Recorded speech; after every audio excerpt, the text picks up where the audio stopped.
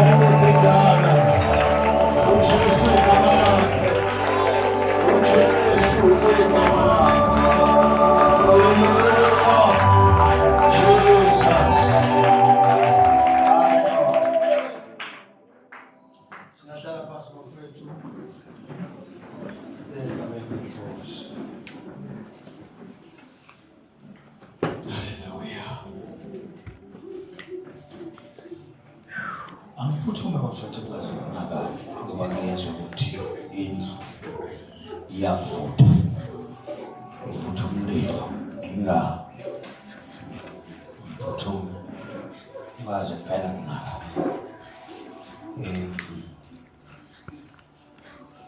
kuningi engibhalela ngiyabingelela isebenze Nkosi zonke sibingelele ibandla eselikhona branch Mahlongwa sibingelele umfundisi wakhona okumfundisa umjoka nomama sebabingelela ekuseni nje kamini leNkosi amen sibingelele uMbishop ngizibingelela isebenzi zonke amen abapostoli ke labo kanjalo mfowethu esithi siyabingelela ekuseni amen. Ngelinye ilanga uJesu angazi noma wayehamba somewhere eBhayibhelini wakuswelekile ukuthi adabule eSamaria neyikhumbula londa angiqondile ukushumayela ngayo iBhayibheli ke wathi mayidabula khona eSamaria wahlangana nowesifazane uJesu nje iBhayibheli wayekhathele wahlala ngasemthonjeni ngazi noma kusho njalo ngoba ithi wahlala ngasemthonjeni kwasekukona bafutha yahamba nabo ngenxa yobuthakathaka babo kusho ukuthi uJesu ngesikhathi ehleli nalo sisi wahlala nosisi wabathuma ngani wabathuma noma into enjani mhlawumbe ngangifundela nini engifundayo nibheke kahle le ndawo kodwa abapostoli noma abafundi bakhe bahamba beyofuna ukudla ezitolo uJesu wasala ke nalo sisi boyi-2 kodwa kuthiwa bathi masibebuya yavuka icomplain angazi uma ngalifunda oyedwa ngifundele lona uma engaliphuthume lelo verse okay kodwa ke ngoba sebegoba bonke vela nini now makuvuka icomplain ngathi nginento ethi njengoba ngiphuthuma lento bafethu ningakhohlwa ukuthi umunye umuntu owavuswa uNkulunkulu wakuJesu ngaleso sikhathi ngesikhathi uJesu emvusa ingqondo kaNkulunkulu ngoJesu yayaziwa uNkulunkulu noJesu bobayi-2 akekho omunye umuntu wayazi ingqondo kaNkulunkulu ngoJesu laba bakhomplenayo nje into abangayazi balandela uJesu bona abazi ukuthi uJesu uphethe into ayebafundisa yona kwakuyinto encane kwakunento enkulu uJesu ayithwele ayengeke abatshene yona ngoba umuntu onjalo ezithakathaka umuntu nje uzabuza imibuzo eminingi kwenziwe lana kwenziwe lalo ngeke ungibuze i-visionary yi-one kuthiwa i-vision carrier ya i-one. So aniyazi into uNkulunkulu anginikeze yona le nginivezele yona imbijana yayo kunento enkulu kakhulu enika ngiyezama ukuyiveza kwesinye isikhathi ngithi ngiyanivezela into ethusa nje uma Bishop la ngathuka nje esenkulu sethuka nje naye ethuswa yinto ukuthi awuyini le iyona leyo nto kuyofanele lazi ukuthi yiyo leyo nto leyo inkosi engithume ngayo. Asiphuleni ningizwile bafethu asenze njani siphuleni manje njengoba kuthiwa le 3 months awutheni lo 3 months lo ungakhula wanele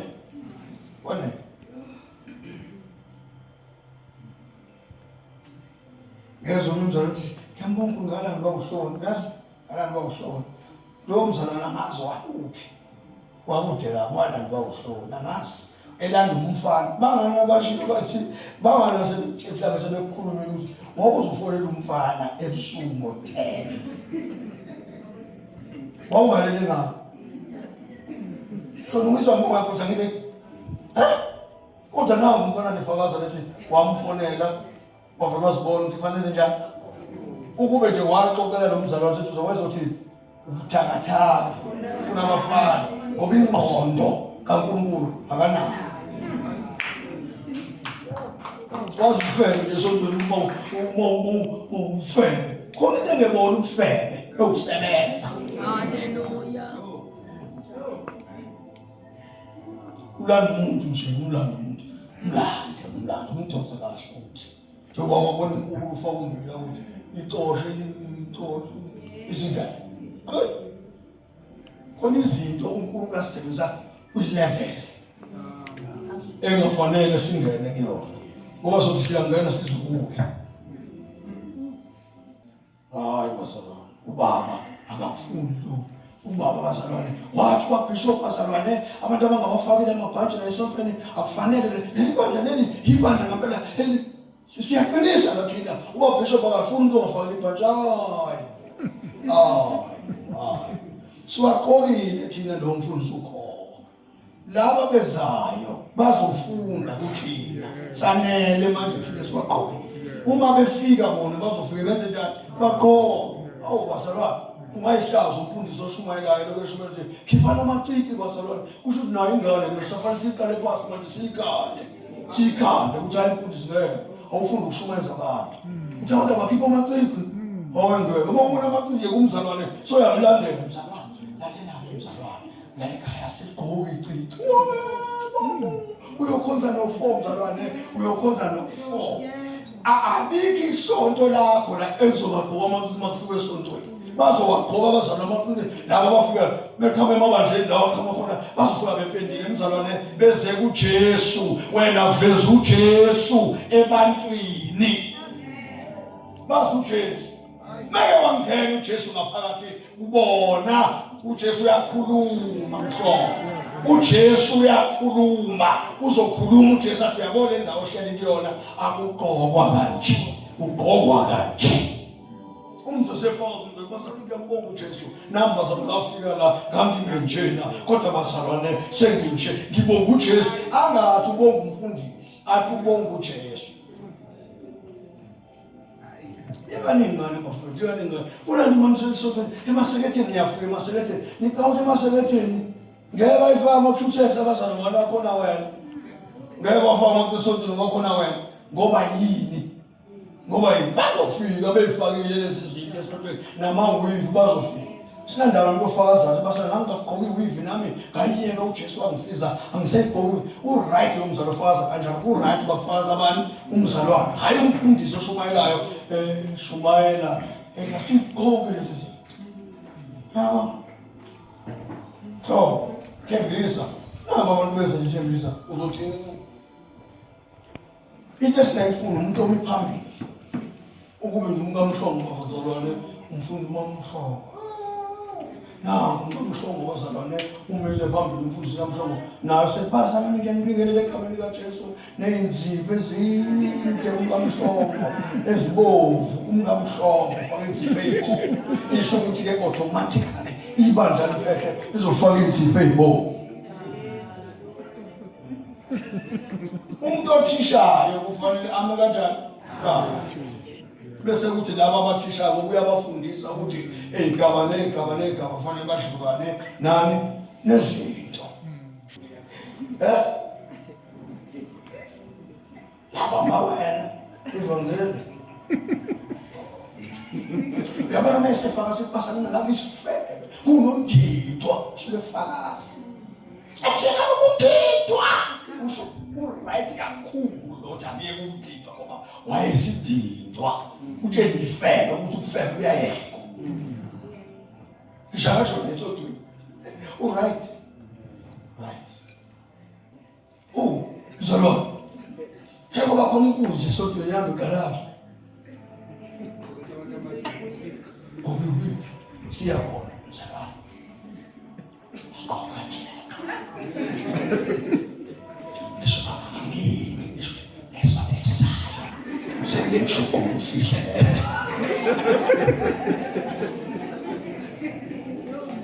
shukulu wazela shukulu ntombazane kumutshwaleni ntombazane kumutshwaleni yasemshukulu ngoba intombazane kumutshwaleni ufuna uJesu faka uJesu kuqala uJesu athatha umshukulu awufake kahle umuntu hayi wena umfake umshukulu bazalwane nosenisindo yikhwama ikhathile sontweni abangena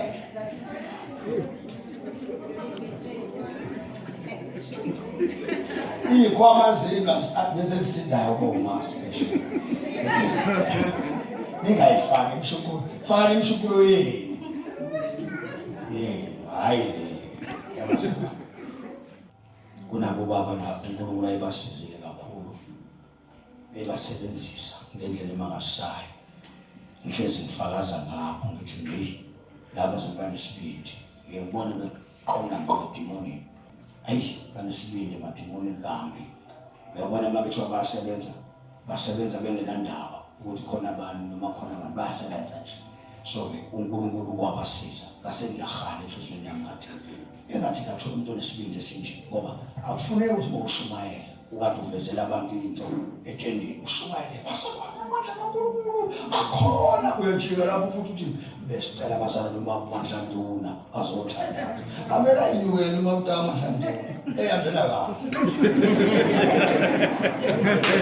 afakathi nje baba sibongile sasiyela vele sehlele phela uMandlanduna apha Mandlanduna lutho uMandlanduna umfake endaweni wrong umuntu okhuluma ngamandla bani awubafezi ngani amandla bo wafuna thina siveza amandla kanti ngokuthi ufuna ukuneka savela amandla kusolethina hayi veza abafake laba bayinkinga labo besifazana abayinkinga labo besifazana yabazalwa uJesu unamandla uthilisa intaba simile sithe sifuna sibone intaba zidilile yakuthi oza kuthabisa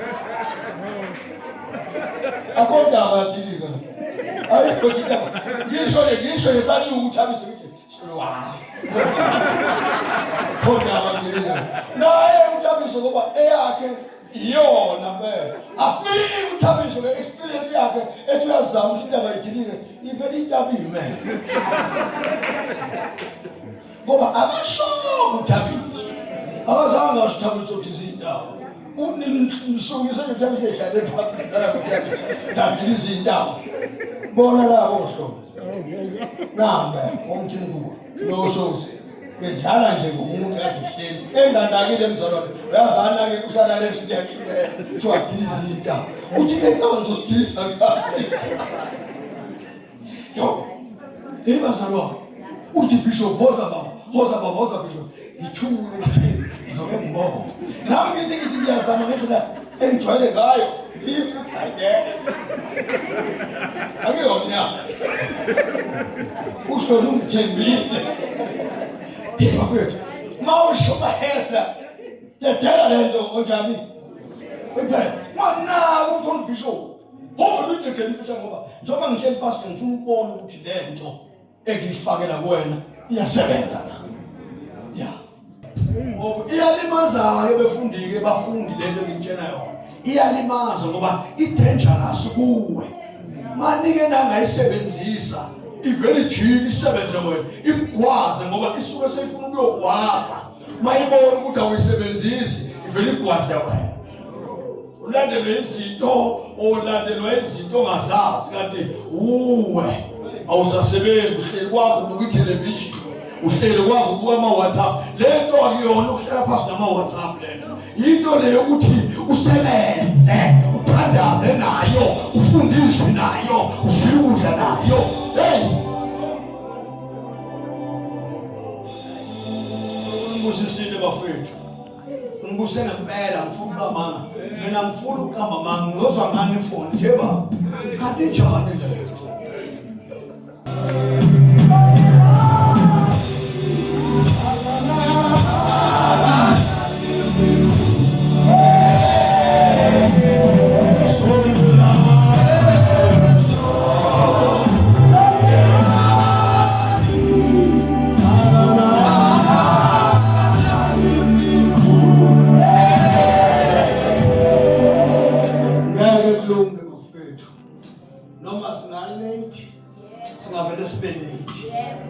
uyosubulala lo mama ngoba usiphakela sonke siyolama kuphela fowethu naba thina siyabantwana bakho nangwasibamba nangwathini kuthina isho inhliziyo yakho kuthina before sishumayela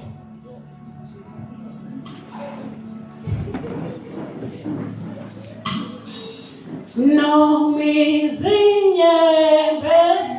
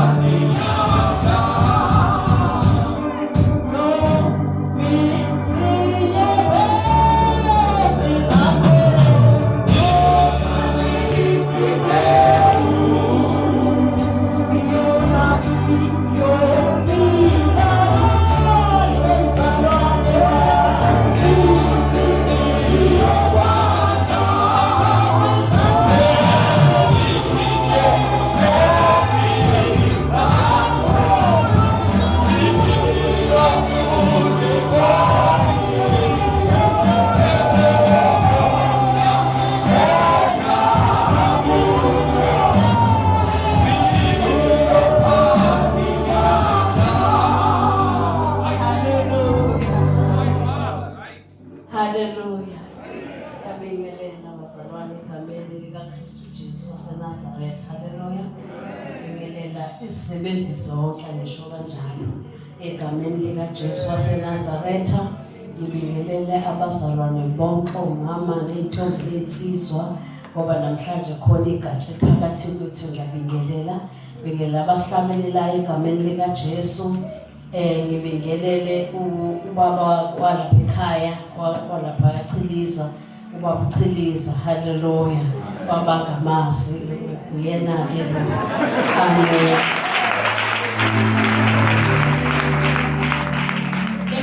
ngiyabingelela abazali baqedi ngibingelela kumphathi wami esontweni ubaba Bishop abangamazi yabona ngifika njani incuthi ngabelethi incuthi ke ngizokushiyo ngiyalimatanisa nje ukuthi lichaza ukuthi uyabona umuntu important uyabona straight haleluya wincwasmente bazalwane ngiyabonga uJesu kakhulu uyinkosi akekho omunye ngiyazi umphefumulo wabazalwane uyajabula angazi ngathini kodwa nje uyajabula ngoba uNkulunkulu usemsebenzini kusukela ngo-21 days kuze kube manje nento ekhulu ewu-21 days kusayiyo namanje uNkulunkulu usemsebenzini ngohlobo olumangalisayo so ngiyabonga lethuba engitholayo ukuthi ngikhulume engasalibona ukuthi wazoba khona ngoba sengibona isikhathi ngiyazi ukuthi masekugoduka bonke bayajaha abanye bayemsebenzini kusasa abanye baya kude so ke ngiyabonga ukuthi ngithole lithuba kodwa ke bazalwane emphefumulo wami kunalento nje engiyibhekayo ukuthi uNkulunkulu uyasithanda ithina nje bazalwane esingasithandi ngoba sifundiswa into namhlanje ifuthi iqeda nje ifundiswa lepulpit sibe siphuma sokwenza yona lento esikhuzwe ngayo uNkulunkulu kodwa namhlanje uma ngabe nje kungabe ukuthi uNkulunkulu njobe ekhulumile izolo lensukusila senze sure nje ukuthi mangabe uyazazi ukuthi wajwayela ukudlala ama game efonini awunasikhathi sakuthanda awunasikhathi sakwenza lutho uvele ugcine nje ungaphindi uyenze lotho emayithi into odlala igame wena ufuna uJesu ngoba into eyenza ukuthi sishibilike njalo ezintweni esitshene zona ukuthi sithi suka la sibe siphumela ngaphandle ube uvumela injwayelo ukuthi make wajwayeza injwayelo ukuthi wena uvela uhlezi udlala ama game efonini uma uphumela eminyango uzoqhubeka udlala ama game angeke uze uyenze lento uNkulunkulu ayifuna isho ukuthi ke uzungeza intaba nje kuphela ngeke uzufike kodwa ekupheleni kwentaba kanti asibizelwe bazalwane ukuzungeza intaba kodwa sibizele ukuthi sikhuphuke intaba noma yini oyitshene la ayikho into oyitshene la eyamanga ayikho into esitshene la eyamanga kukhona lento ke kukhona lizwe esenhlizweni yami bazalwane lapha angizosho ukuthi lephi ngoba azosho yena kodwa kuthiwa uthi uDavid uthi ngithe ngizolinda izindlela zami umlomo wami ngizobopha ngesifonyo esekhona omubi phambi kwami manje uNkulunkulu uthe mayelem ngoba lento kade isifunde 21 days izwe lapho yesithu kodwa manje liyaqhubeka njalo uNkulunkulu uyakhuluma enhlizweni yami ukuthi njengoba inhliziyo yami sengibhekisa ukuthi uDavid ukhule kanjani kwenza izimpi abhekene nazo bazalwane kukhona lapho ekade exoshwa khona indodana yakhe uAbsalom imdlela ubukhosi so uDavid azange alwe nengane yakhe ngoba naku imdlela ubukhosi eqhubeka into ngoba khona lapho usevukelwa ke uSaul ke manje ula noDavid uhambe mfuna le ngakhona ayikho isizathu sokuthi athi uyambulala uDavid akenzile lutho kunalokho ulethe ukunqoba ekuletheni isizwe sikaSaul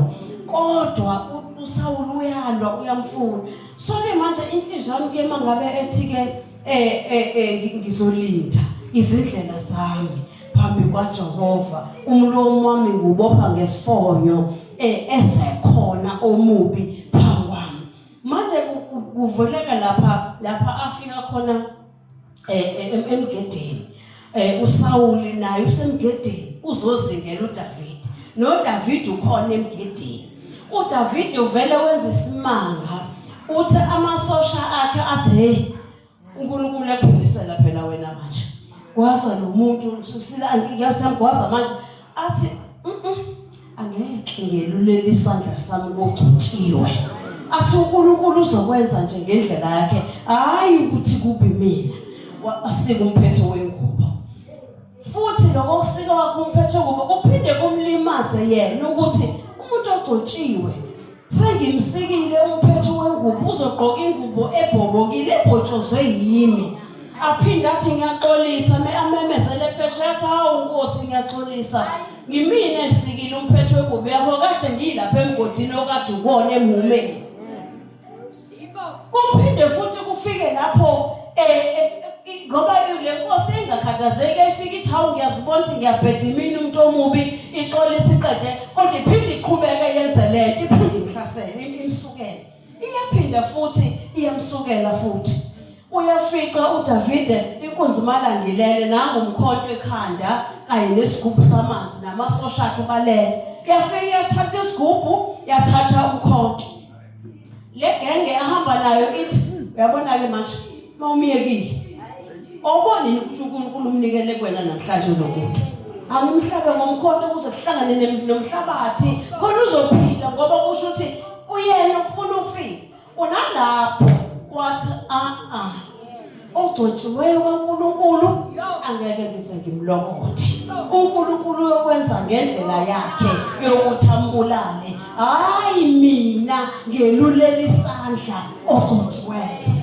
Aphinda myeke mase phesheya memeza athi kodwa nikade kanjani inkosi wemasosha ungenile isitha lapho bhekani ukuthi umkhonto namanzi usakhona yini. Baqalaza ngempela ukuthathi niyabona umsebenzi wena ukho lo muntu njalo bazalwane wezingela uzobulawa. Kusho ukuthi inhliziyo yami ithi lo muntu lona ubemesaba uNkulunkulu engazenzisi kungeve ukuthi umesaba ngoba isimo esimvumela ubemesaba noma isimo sesingasavumi kodwa yena asabe uNkulunkulu. Haleluya.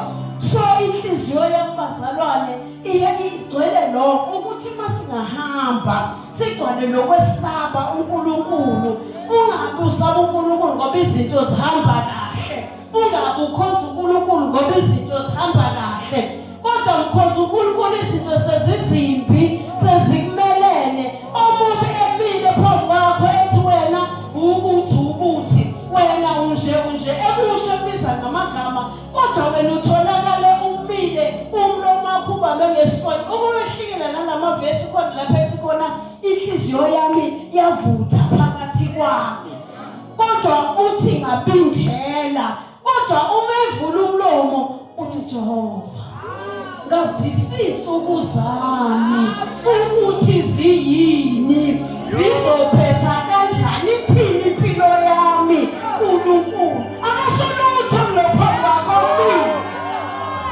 akasholutho bona lo muntu ufuna ukukhuluma naye uthi Jehova ngazisa insuku zami ukuthi zimi kanjani lungisa impilo yami uNkulunkulu ngoba mina wena kwazi ukuthi inkosi. Haleluya.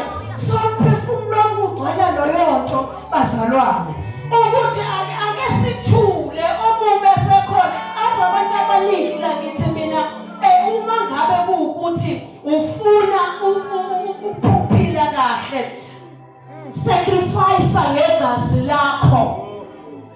Ngijwayele ukusho labantu abashadile ngithi abantu mangabe ufuna ukuthandwa ekhaya uma ngabe ufuna ukubona izinto zixokozela ekhaya it's you. It's not about ikhaya uwe ngoba wena okufanele ukwenza ukuthula lekhaya kufanele kubonakale ngawe ukuthi kunokuthula ungasho ukuthi siyakholwa nje sobabili yini yena abenjena yini yena abenjena. Into yonke uNkulunkulu uthe kumina iqala ngomuntu wesifazane. Uthe ukhula ingane ukuzizalwe ingena kumuntu wesifazane uyena osuhlungu wokukhulelwa, uyena osuhlungu wokusikwa, uyena ohamba amaklinikhi eyoxukuza, uhamba yedwa noma eseyothetha uhamba yedwa, noma ingane seyikhale ebusuku ikhalela yena yedwa. Kodwa ingane uyibekezelela iyozifunda ukuhamba.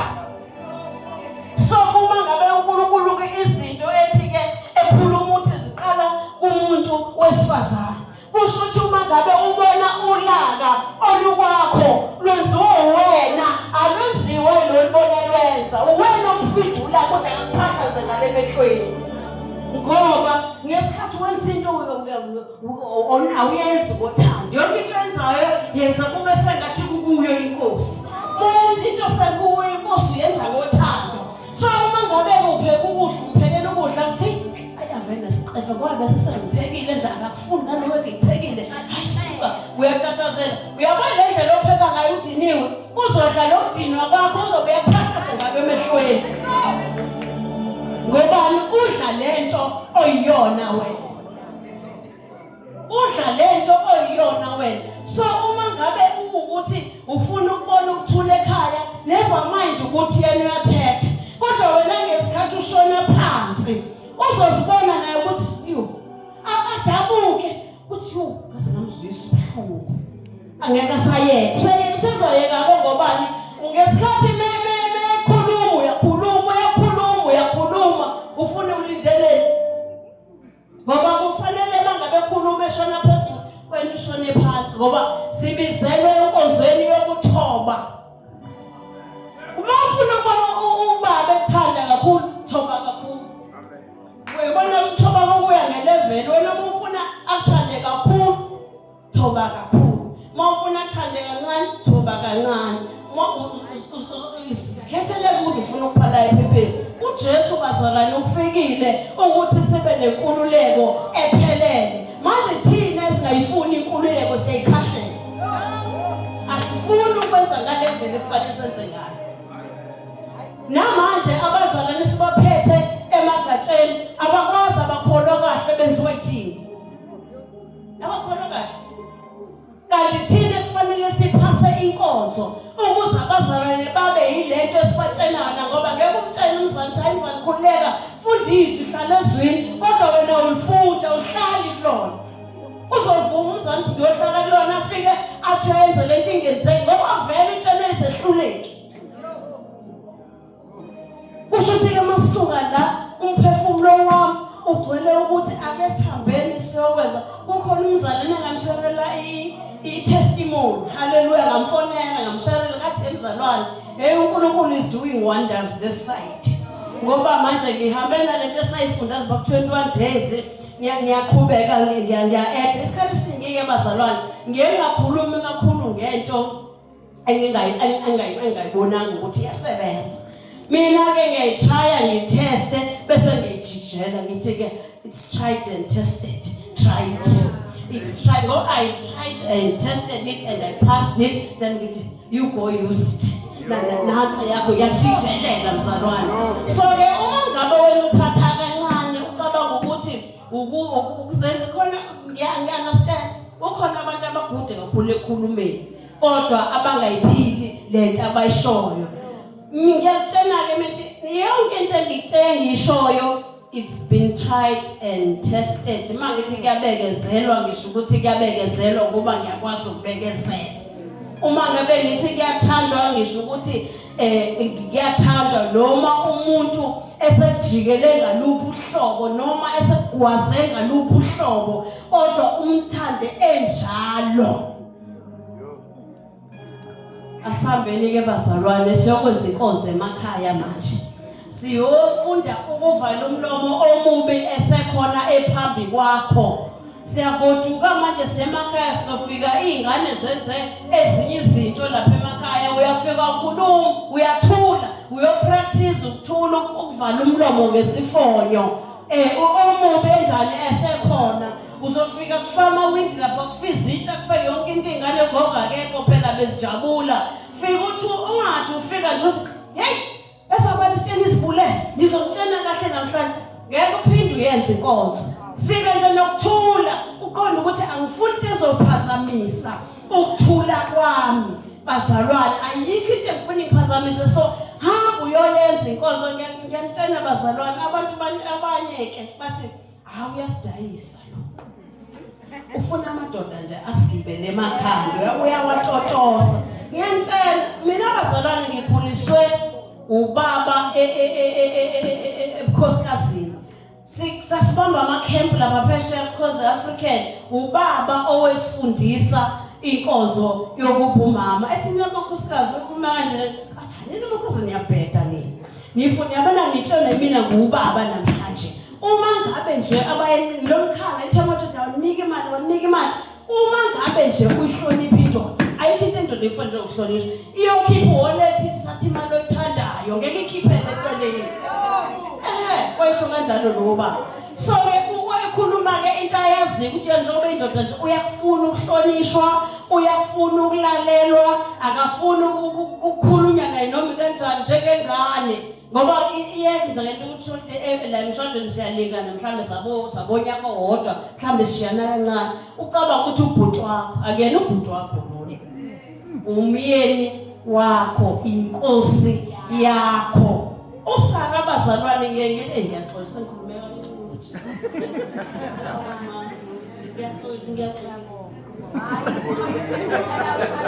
usaka abazalwane usaka kuthiwa wayethi ku-Abrahama inkosi kodwa uyazi ukuthi usaka udlulephi lapho u-Abrahama adayisa ngaye wathi akuyena umkami usisi wami yamthatha le nkosi ngoba ithatha usisi ka-Abrahama akazange asho usara ukuthi wena baba udayisa ngami kodwa wethi nje inkosi so ngisho ukuthi makasibambe lapho bazalwane ngoba yazi indaba ukuthi lento esihlula ekholweni yilento ekufanele kuba ngabe siyayenza ukuze siwine amakhaya ethu siwine yonke into mina ngifuna ukusho ukuthi uyabona nje ukubekiwe la ubekwe khona uNkulunkulu ubeke ngokwazi ukuthi wena ozolungisa lo muntu uzomenza ukuthi akholwe nawe futhi ikhonto uzosifunda ke nezowenza ukuthi ukholwe uyazi khona isikhathi lapho ubaba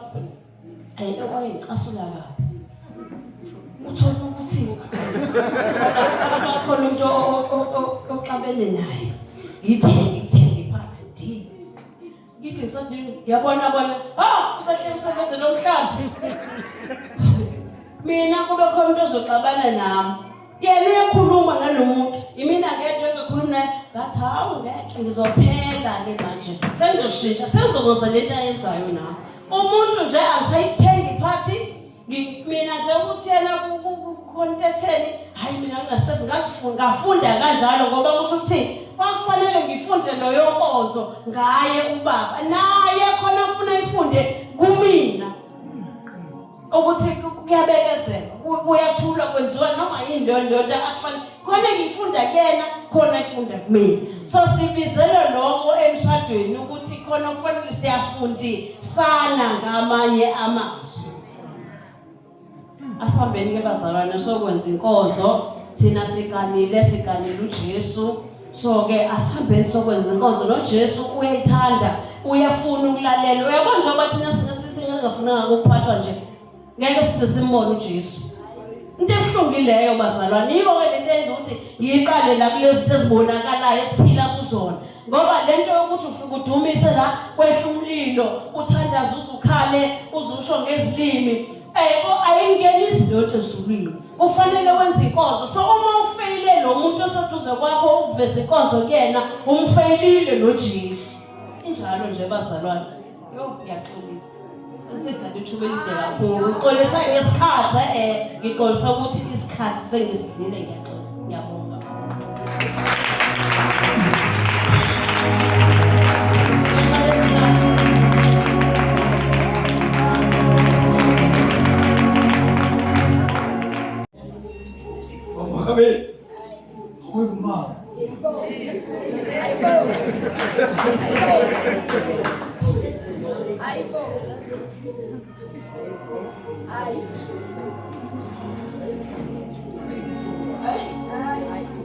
Bafethu, ngiyazibenzela.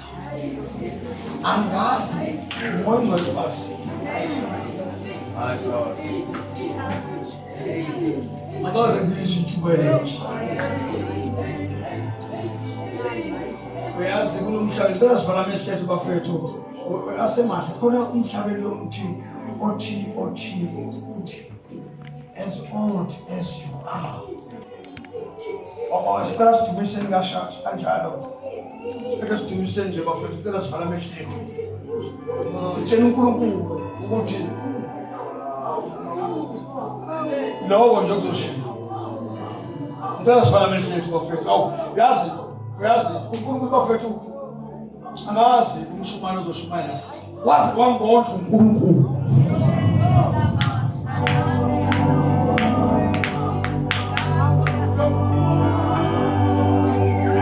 Dala wensu noma emdala kangaka as old as his oh akashintshi oh Jesus As old as you are, as old as you are, you will never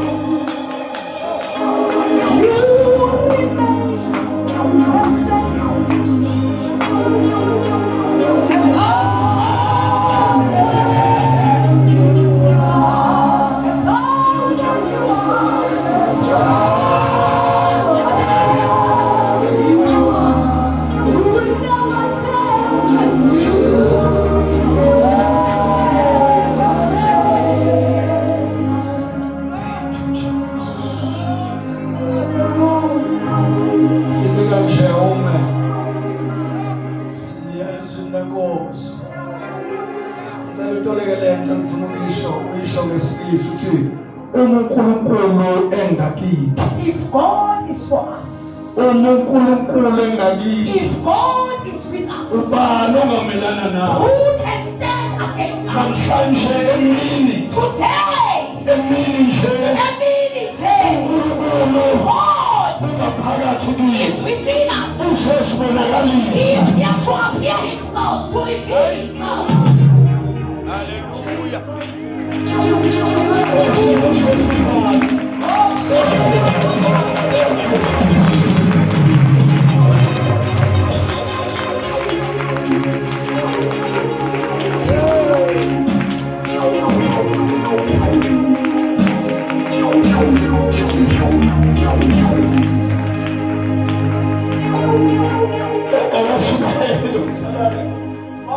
Why? Inkosi ithi kimi.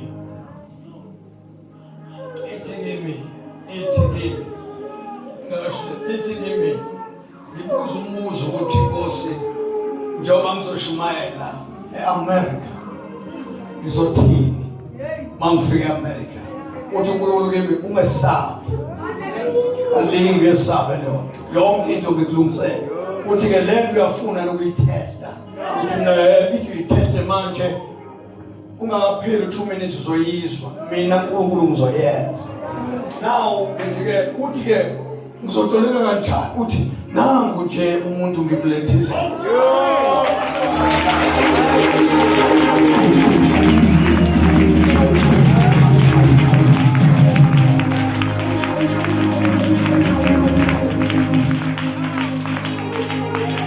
akubona ukuhlabelela nje ukushumayela kuyena uprofeta kuyena ukutoleka kuyena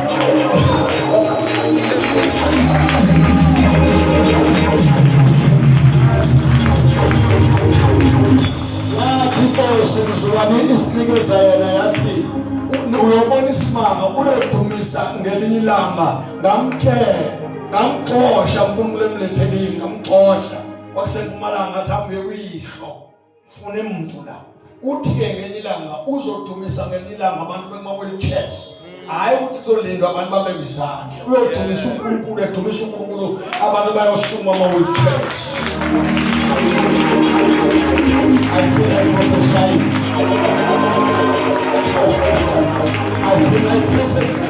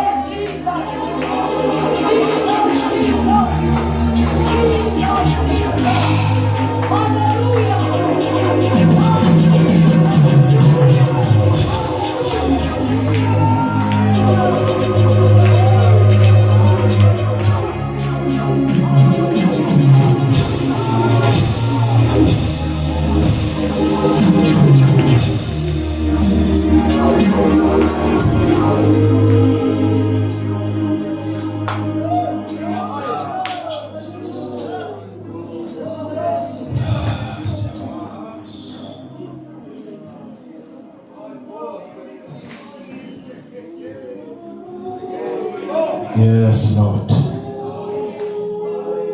Bangcwele angizumlindi umoya ingcwele ngalendlela ndlela enza ngayo. Hallelujah. Angaqhubeka abathokoza abazalwane. Ndibe ndithethe uThixo akubeka apha enhlizweni yami. Ndithatha ithuba lokubulisa ubaba uBishop nomama ama-leaders wonke egameni lenkosi uYesu Kristu waseNazaretha. Ngibulise kakhulu uMongameli ngegama lenkosi uYesu. Haleluya. Bangcwele, andisukumeli ukuzoshumayela, kodwa nje ndizobonga emva kwatata wami nomama wami sebethethile. Uba ngaba ndithi ndiyashumayela ngokundithatha ama-hour sekuthethwe kangaka. Haleluya. Ndisaqhutshalaza. Haleluya. Ngabe umoya ndiyamgcitsha. Haleluya. Le nto ayisadingi bonakaliswa. Ndifuna ukuthi nje 100 out of 100 iphelelisiwe. Haleluya. Ingaba sithanda amavesi nje. Haleluya. Bekumele-ke emva kwabazali uba bekhona umkhulu uTuli, kodwa-ke nabo abadala inyawo zabo azisavumi.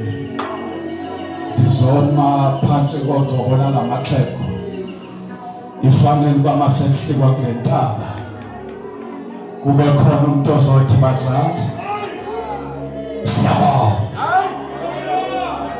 100 out of 100.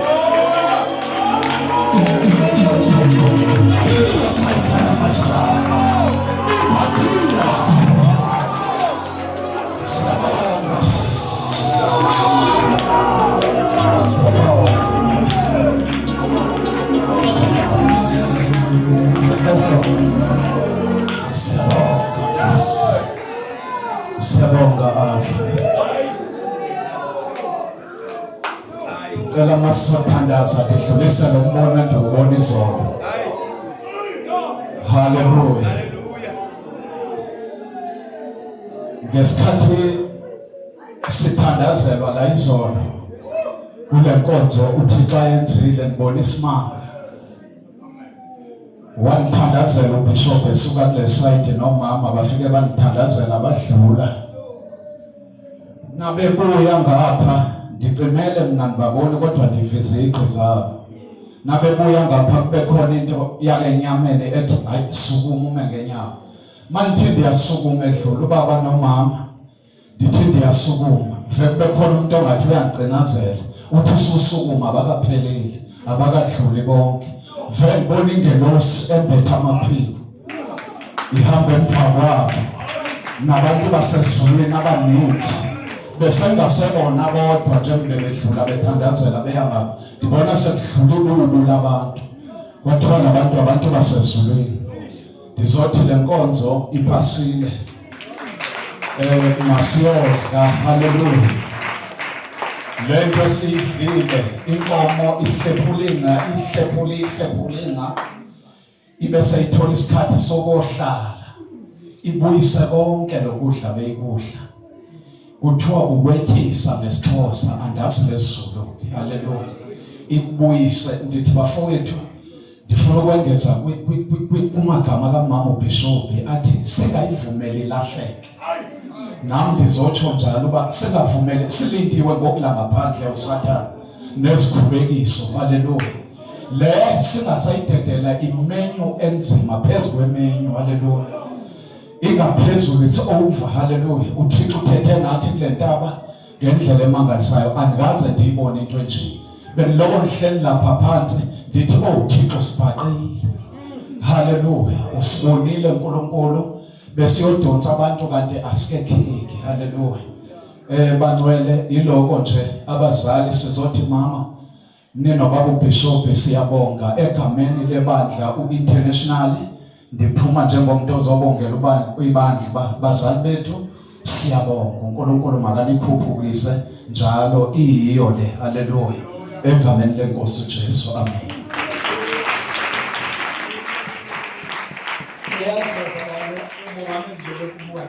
Ubezoshumayela uthi-ke uNkulunkulu uqedile noma uBishop uthi-ke uMongameli ubona khona abantu basezulwini. Uyazi ukuthi ngempela uqinisele akadlali. Into khona le. Akulula njengesisebenzi sikaNkulunkulu ngihambe ngedwa. Kufanele ngibe namagala asezulwini ahambayo phakathi kwenu. Kadobani laba ekuthi mangabe nithi niphaphisa izandla niwe phansi aniwiswa umuntu kodwa abantu basezulwini ngoba powerful bathi babedlule eduze kwenu laba bantu imizimba yenu ihluleke uma ibona basebethula lonke sasehla ulenta sisibantu basezulwini. Welcome you.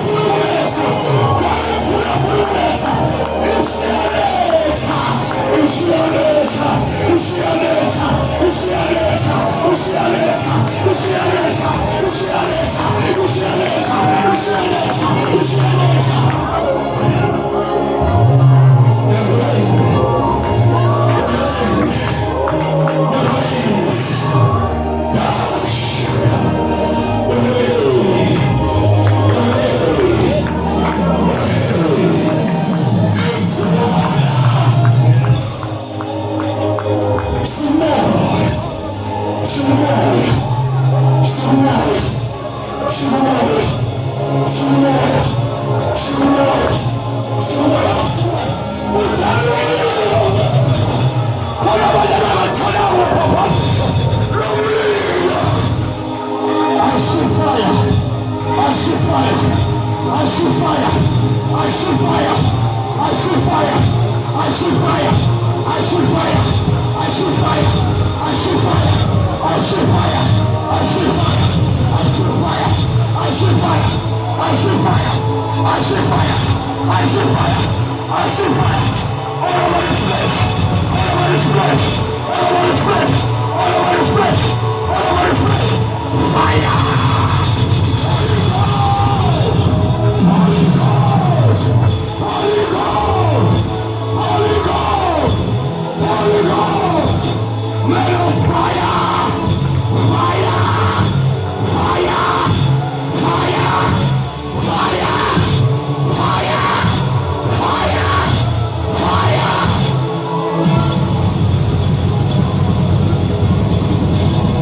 I see fire. I see fire. I see fire.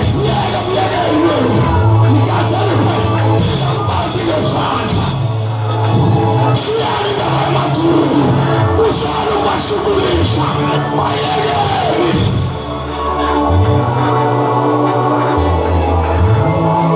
It's time for fire. It's time for fire. It's time for fire. Because it's Wakanda. Wakumanyawari. I see fire.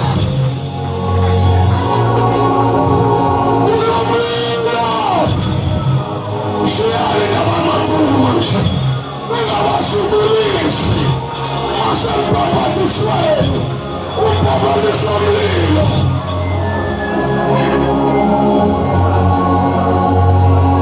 I see fire all over this place. Fire all over this place. Fire all over this place. Fire all over this place. Fire all over this place. Look at this way. Look at this way. This place is full of fire. Oh, Shadababaya. The fire of the Holy Ghost. The fire of the Holy Ghost. The fire of the Holy Ghost. The fire of the Holy Ghost. This is the fire.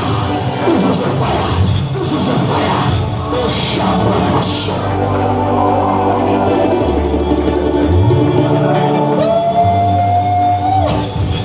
Scasomlilo. Scasomlilo. Scasomlilo. Scasomlilo.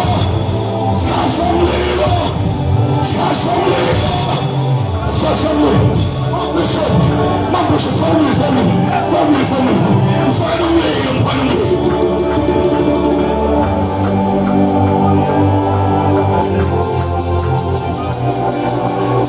Scasomlilo. Put your mind out of my space. Put your mind out of my space. Put your mind out of my space. Put your mind out of my space.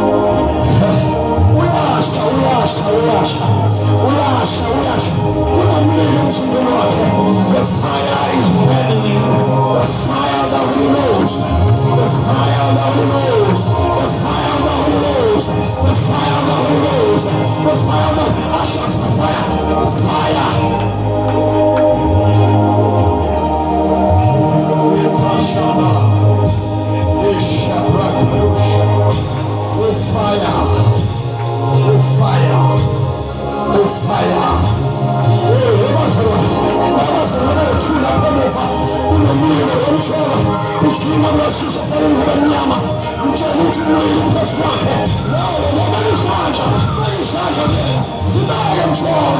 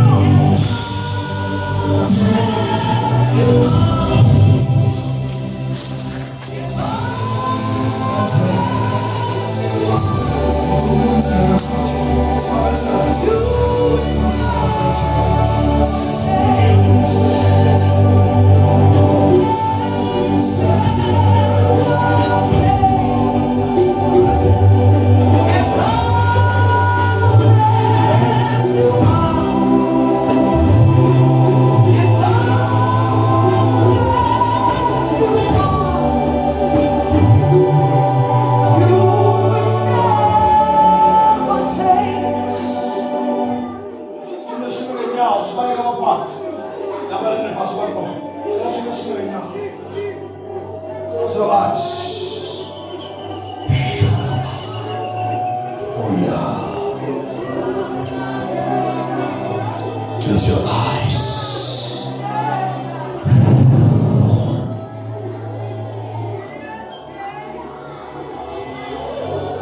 Holy God.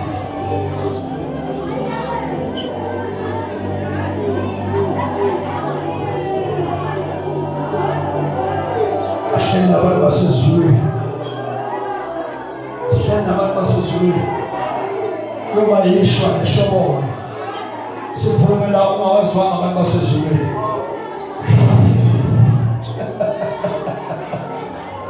Sinabantu basezulwini.